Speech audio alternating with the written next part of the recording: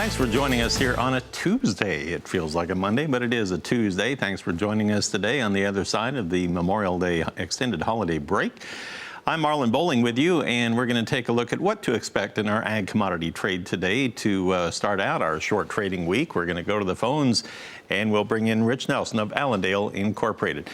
Rich is based in McHenry, Illinois. He joins us right now. And Rich, let's take a look, first of all, at the grain side of things here. We had a little news item that just came across the wire from USDA. Had an overnight sale of soybeans to unknown destinations. They say it's for the current marketing year, and they say the total would be 130,000 tons of U.S. soybeans. That would generally equate out to about 2 of those big cargo loads, right? That sure is right, and does bring the trade's attention to this whole issue regarding the soybean export pace. And we've said before, we're doing fantastic on old crop exports. Some people suggesting we won't get all this shipped out. In fact, we have 258 million bushels of old crop still to ship out. But for right now, it's just not an issue because we're still getting brand new sales each and every week, it seems now. So what's the deal when it comes to Brazil and Argentina soybean production? How far along are they on wrapping up their marketing season there? Is Argentina done with their harvest yet or not? And they still have a little bit more to go here. It was just maybe 2 or 3 weeks ago they were sitting about 55% complete here. So we do have Argentina still a little bit more to go, but certainly on the sales portion of this discussion and how it relates to us on exports, it looks like this will last maybe another 2 or 3 months longer than normal. So maybe impacting us on the new crop bean export side. We've been talking a lot about prevented planting deadlines coming up for the part of insurance on the corn especially, and a lot of folks really concerned about that maybe at this point some producers may elect to just give up on the corn altogether and go to something else or abandon those acres this year.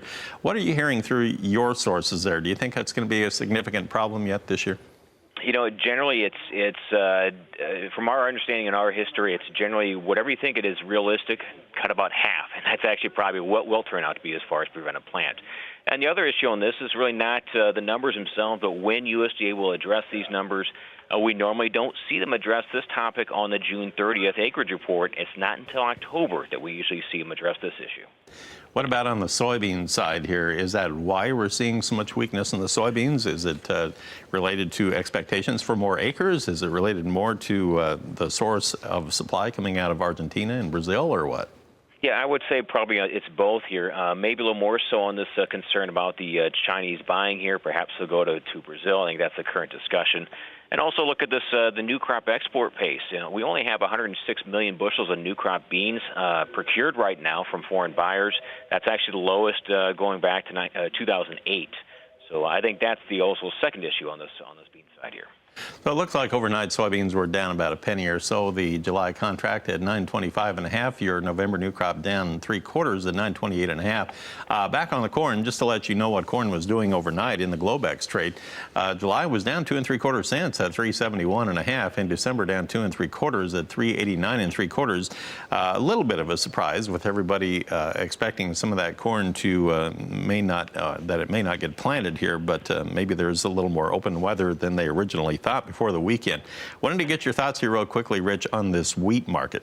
Now, the wheat overnight was down about 3 cents in Chicago on July. It looks like if we look at Kansas City on that July contract, it was down 3 3/4 at 433 3/4, and then Minneapolis wheat on July overnight, it was trading a penny and a half lower at 567 1/4. What do you think of this, where we're in the middle of harvest right now? Now we're starting to see some weakness. Does that indicate to you that the weather is opening up a little bit? I think that's the case right now, and also, you know, we're going to see USDA address these facts on the this afternoon's crop progress report, and also this one for spring wheat will hold the very first good to excellent rating, at least for spring wheat. And let's be honest, up in spring wheat, North Dakota territory, this is actually an okay crop, so it should start out better than the 5-year average of a 70% rating here. And I'm glad you brought that up. Yes, USDA does come out with their crop progress report today. It couldn't come out yesterday because it was a holiday. So we'll get those numbers at 3 p.m. Central Time this afternoon, crop progress and condition. Rich, I'll hold you through the break and we'll talk a little livestock. Boy, that was a wild finish to last week. We'll talk about it when we come back.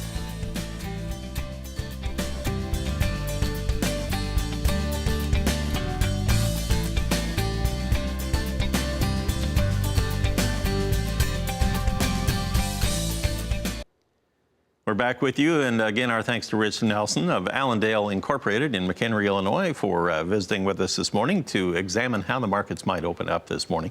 Well, we talked about the grain side of things, and I want to talk about this livestock trade now. Of course, last Friday, in case our viewers and listeners missed it, we did have that cattle on feed report that normally would have come out after the markets closed, but because of the situation with the long holiday weekend coming up, USDA did release it at 11 o'clock Central Time. That helped traders at least have a couple hours to react to those numbers before that long break. And it was a bit of a shocker, to be real honest with you. We had the on-feed number at 102, 102% of a year ago. The trade was looking for 100.8. Yes, it was a little high, but nothing like the number in the placements.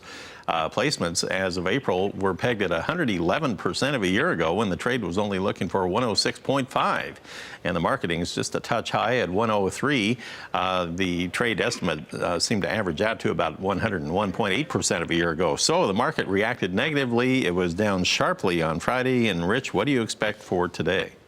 I expect a little more pressure as far as the first trades here off the open this morning. I think this issue for us on the placement side, we now have 5 of the past 6 months of higher than last year placements. In fact, these past 6 months have averaged about 11% more. So there will be not necessarily a wall of numbers hitting us here later summer, but no doubt there will be a much different, well-supplied environment in front of us here. Well, let's take a look at our livestock summary then from Friday, if we could. And we did have some cleanup sales on the cash cattle market. Basically, USDA, the newswire, said the market was roughly steady with what we had seen earlier in the week. So what we had was about 1,400 head that sold in Kansas at prices of around 128 per hundredweight. Nebraska actually sold about almost 8,000 head, and that would be on a dress basis there. It was bringing about 208 to 210 per hundredweight. Texas sold about 1,000 head at 132. Colorado sold 1,800 head, anywhere from 132 to 132.50. And Iowa had roughly 4,500 head. They were in a range of 206 to 210 per hundredweight on a dress basis there.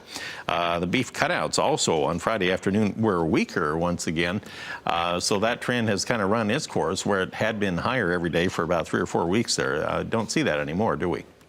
That's exactly right here on the beef cutout side. We do have this market turning. We finally got this wholesale beef market maybe turning attention away towards now some southward pricing. But biggest issue on the end user side is this maybe a little more active featuring on the pork end of things here for the month of June that wasn't seen certainly in the month of May here.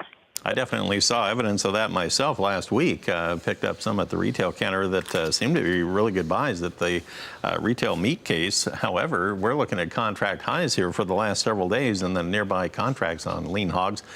So now that they have taken out the recent highs and it seems like they've traded above it for a couple of days, some analysts have said to me that looks to them like confirmation of another leg up. What do you think about that, Rich? That's the real big question for us right now. How much past this $80 mark can these summer futures contracts make? We can all agree that this market has a valid reason to be up in the high 70s, if not up to 80. But now we're having this discussion in the industry about whether this will last and how much longer. Typically by now, futures have peaked already for 2 weeks by now, and the cash hog end maybe has another week or two on a seasonal basis left. But in this case, maybe we got an extra week or two in store for us here. All right, so we'll have to wait and see how the markets open up here. What do you see for penny calls this morning on the livestock trade? On the cattle end, you probably got to call this a cattle and feed pressured open today, 50 cents to 70 cents off the open. On the hog end of things here, I think maybe mixed to start out, but we probably should end a little firmer note. Packers are now buying for next week, which is a full kill week on the hog end here, too. Interesting. All right, thanks, Rich, for all the information. Good to visit with you. I appreciate it. Rich Nelson of Allendale Incorporated. He is based in McHenry, Illinois. Can't wait to see how things open up here in a few minutes, about 5 minutes. Getting another day off and running. Thank you very much, Carlin.